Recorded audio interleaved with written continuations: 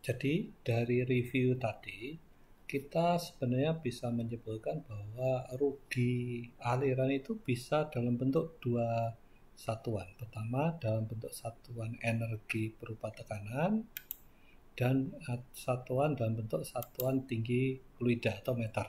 Nah ini, kita sudah lakukan perhitungan yang kemarin adalah ini. Dengan rumus yang ini, kita akhirnya bisa menghitung berapa rugi yang hilang, rugi loss, rugi energi loss-nya dengan menggunakan formula yang ini. Nah, itu ada faktor F. Kemarin kalau alirannya laminar di bawah 2100, kita pakai formula yang ini akan didapatkan nilai angka Reynolds untuk mendapatkan nilai frictionnya. Akhirnya dapatkan head loss. Nah, berikutnya pada saat kita mau membahas tentang bagaimana kalau kerugian itu dalam bentuk rugi tekanan, kita bisa menggunakan formula ini. Nah, dengan ada beberapa sedikit perubahan. Pertama adalah apa? Friction-nya tetap, dan kedua tadi ada faktor density di situ. Karena kita akan terapkan di compressible flow. Nah, dengan bagaimana menghitung friction-nya di sini, kita menggunakan formula yang ini, bahwa kalau aliran laminar di bawah 2100 Reynolds number-nya, maka nilai friction-nya 16 di bawah angka Reynolds, dibagi angka Reynolds. Nah, bagaimana dengan aliran yang di atas 4000 atau turbulen? Kita akan bisa menggunakan tabel. Yang salah satunya menggunakan Fanning friction factor ini. Kita akan bisa menghitung jika kita mendapatkan nilai dari angka Reynolds-nya dan juga relative roughness-nya ini dengan beberapa material yang sudah diberikan seperti ini. Nah, berikutnya kita lanjutkan lagi. Fokus kita adalah bagaimana menghitung rugi tekanan dalam bentuk tekanan satuannya Pascal pada fluida yang mampu tekan atau compressible flow. Oke, ini bersama ini. Jadi pressure drop, rugi tekanan dan rugi gesekan yang ada di aliran pada gas. Nah, persamaan dan metode ringan digunakan ini untuk compressible. Nah, pertama gini, persamaan ini bisa digunakan jika ada perubahan density. Jadi ada perubahan density-nya, perubahan massa jenisnya, atau perubahan tekanannya tidak lebih dari 10%. Artinya kalau terjadi perubahan tekanan, penurunan tekanan lebih dari 10%, atau perubahan density lebih dari 10%, formula ini tidak bisa digunakan. Nah, formula yang seperti ini, di situ ada faktor tekanan, ada faktor density di sini. Nah, density yang mana yang kita gunakan? Jadi kalau misalkan aliran ada dalam satu pipa ada aliran masuk dan aliran keluar, maka yang digunakan adalah density pada saat sisi masuk dan sisi keluar dibagi dua, atau density rata-ratanya. Nah, dengan itu kita bisa menghitung angka Reynolds-nya seperti ini. Nah, di situ ada perubahan sedikit mengenai angka Reynolds-nya, yaitu kita menggunakan diameter tetap, viscositas dynamic digunakan, tapi kecepatan kita ganti dengan mass flow rate per flow area. Jadi besarnya massa yang mengalir per detiknya per satuan area luasan di mana fluida itu mengalir. Seperti itu. Nah, nanti akan lebih detail pada saat kita ambil satuan. Oke, berikutnya akhirnya kita bisa memasukkan parameter-parameter yang ada itu ke dalam persamaan ini. Ingat, di situ ada density, yang digunakan adalah density rata-rata. Nah, pada saat kita bicara menghitung density, nanti akan bicara tentang gasnya, persamaan gasnya. Nah, di sini dengan menggunakan persamaan gas ideal, maka kita bisa masukkan persamaan gas ideal ini ke persamaan ini. Akhirnya didapatkan persamaan ini. Karena ada faktor R-nya, ada faktor T, ada faktor M-nya di situ. Nah, apa yang dimaksud itu? Ya, pertama R adalah konstanta gas ideal sebesar ini, dan kedua M-nya adalah molecular weight. Nah, jadi ini ada catatan yang sangat penting, yaitu adalah bahwa persamaan ini akan valid digunakan jika pressure drop atau density dari perubahan density-nya tidak di atas 10%. Seperti itu. Oke, kita lanjutkan di slide berikutnya. Ini ada satu contoh soal. Ini kita bahas tentang sebuah sistem perpipaan. Jika misalkan pada pipa tersebut dialiri oleh gas nitrogen atau N2 ya. Nah, N2 pada temperatur 20 derajat dan mengalir pada pipa setengah inch. Pipa setengah inch, skedulnya 40. Nah ini, desain yang diharapkan ini. Desain itu diharapkan mampu mengalirkan 9 kg massa.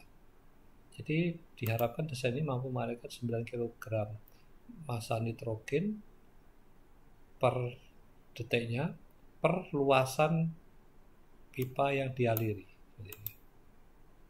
Oke, terus pipa itu memiliki panjang 200 meter. Jadi salah satunya ada asumsi bahwa proses yang terjadi itu adalah proses isotermal. Artinya suhunya itu konstan.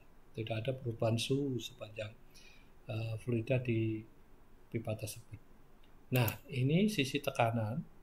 Jadi sisi inlet di pipanya itu 5 bar. Anda diminta untuk melakukan kalkulasi berapa tekanan di ujung pipa pada saat dia keluar.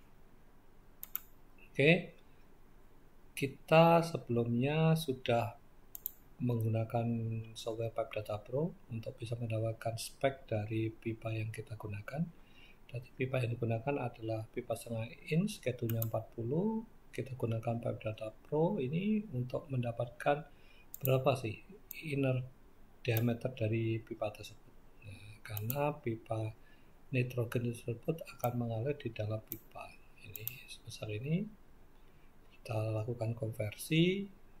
Terus berikutnya ada data-data yang harus kita buat parameter. Pertama panjangnya pipa, tekanan masuknya 5 bar atau dikonversi 5 kali 10 kali 5 Pascal dengan R-nya sebesar ini dan G mass flow rate per area tadi sebesar 9 kilo per detik per luasannya, per luasan. Oke.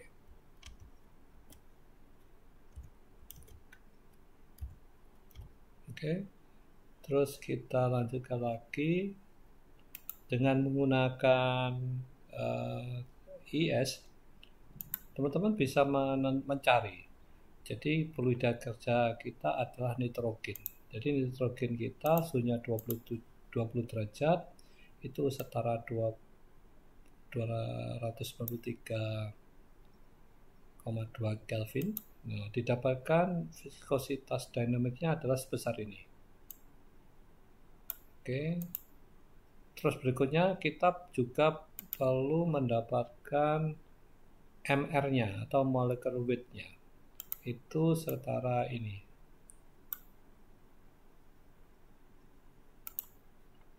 Terus kita lanjut lagi bahwa stainless material pipa yang kita gunakan adalah stainless steel pipe.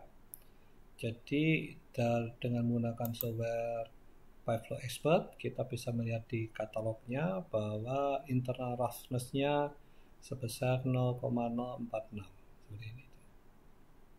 Oke, dari kalkulasi step by step kita menghitung dulu bilangan Reynolds-nya.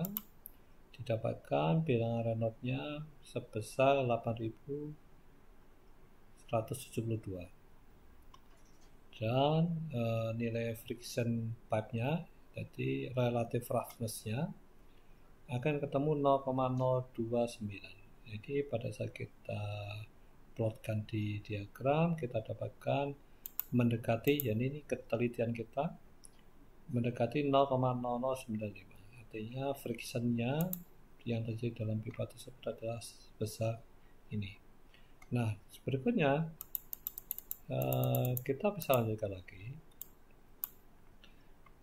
Berapa tekanan kerugian tekanan yang terjadi. Jadi dengan menggunakan formula ini kita bisa dapatkan kalkulasi bahwa tekanan yang keluar di ujung pipa itu sebesar 499,66 PA. Artinya akan terjadi kerugian tekanan itu ini 5 10 pangkat 5 dikurangi 4,99 10 pangkat 5. Nah, nilainya itulah delta P. Pada delta P-nya itu ini setelah dicoba dikalkulasi ternyata nilainya hanya 0,06%. Artinya formula ini valid digunakan untuk menentukan pressure drop yang terjadi. Oke, seperti itu. Jadi kita menggunakan bantuan beberapa software untuk mendapatkan data-data yang kita butuhkan. Nah, berikutnya teman-teman diminta untuk studi kasus. Misalnya gini, kita punya studi kasus sebuah tangki yang berisi gas metan di sini, storage. Dia memiliki temperatur gas metan 15 derajat Celcius. Terus mengalir pada pipa 1 inch dan schedule-nya 40. Desain diharapkan ini mampu dari sini, dari storage ini mampu mengalirkan 16 kilo per jamnya dari tangki storage ke tangki distribusi di sini. Kalau panjang pipa itu 250 meter, ya isotermal, dan tekanan diharapkan di sini, di distribusi itu diharapkan tekanan di sini masih mampu 7 bar. Anda diminta menghitung berapa tekanan storage di sini agar proses distribusi ini mencapai mass flow rate 16 kilo per jam ini tercapai. Silakan mencoba untuk mengerjakan. Silakan bertanya jika ada hal-hal yang perlu didiskusikan. Terima kasih.